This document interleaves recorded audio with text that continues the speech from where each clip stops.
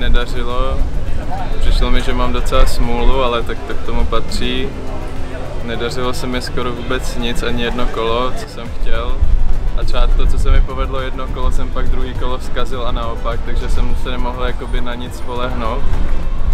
No a hřiště se mi líbilo, ale vůbec nevyhovuje mojí hře, takže si myslím, že třeba jinde bych měl větší šanci, ale k tomu taky patří. No. Je něco pozitivního, co se od odnášíš, na nějakou zkušenost? Pozitivního, tak na mojí hře to, že mám forehandy lepší, než jsem si myslel a že už líp zvládám tu nervozitu na těchto větších turnajích. To bylo určitě pozitivní, no a potom lidi, s kterými jsem hrál, tak ty byli super, takže jsem si užil.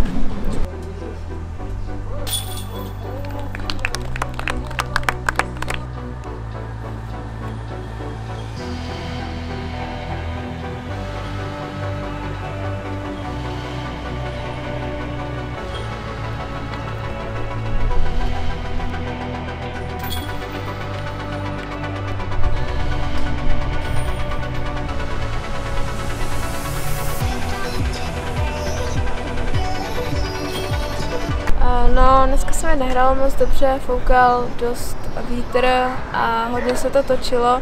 Stejně tak jsme furt čekali odpad jamky docela dost, až na konec kola.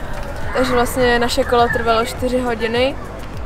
A dobře jsem patovala, mám 100% C1 dneska, ale všechno jsem měla takový ty šance na záchrannou paru a na birdíčka, tak jsem vždycky patovala z C2 a to jsem prostě nedokázala dát. A vždycky to trefilo koš, ale nešlo to dovnitř. Takže nejsem spokojená ani s celým DGC. Jsem spíš taková smutná, protože mám trénink a daří se mi, cítím se dobře, pohodlně. Ale jakmile přijde kolo, tak prostě znervózním a dělám strašně hloupé chyby. Takže doufám, že to odbourám co nejrychleji a budu moct hrát další turnaj líp. Co se odnášíš pozitivního z EDGC? No, jsem samozřejmě ráda, že jsem se vůbec sem dostala a že jsem mohla jet sem do Estonska a zahrát si. A to je tak jako asi všechno, jsem prostě ráda, že jsem tady.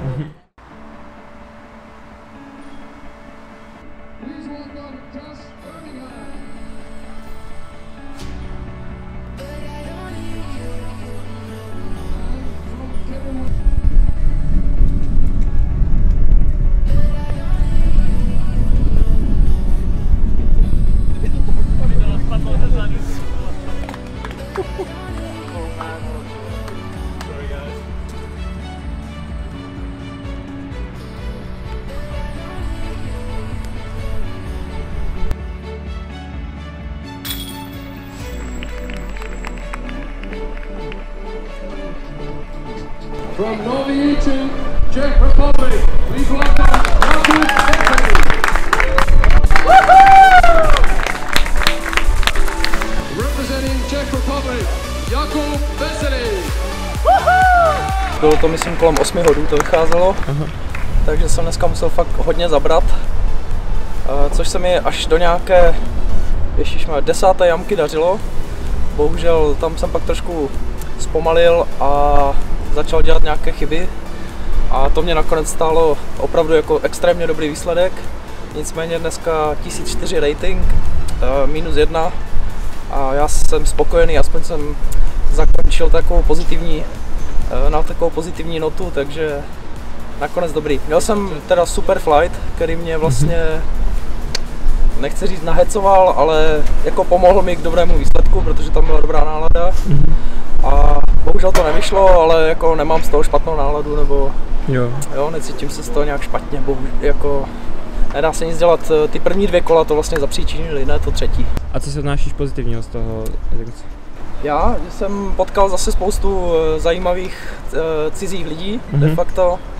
Zahrál jsem si extrémně těžké hřiště, které mě Jako částečně potrápilo, ale vlastně v závěru jsem si s ním nakonec uměl poradit, protože jsem našel patování, tak jak jsem sliboval v posledním rozhovoru, takže se povedlo a no, odjíždím vlastně s takovou pozitivní notou, že nejsem úplně manták a občas umím i zaházet.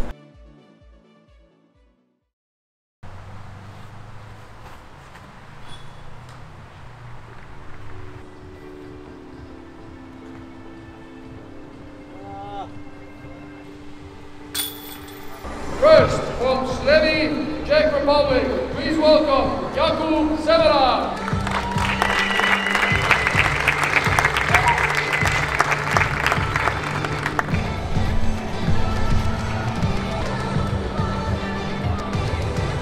Representing Czech Republic, Jakub Severa.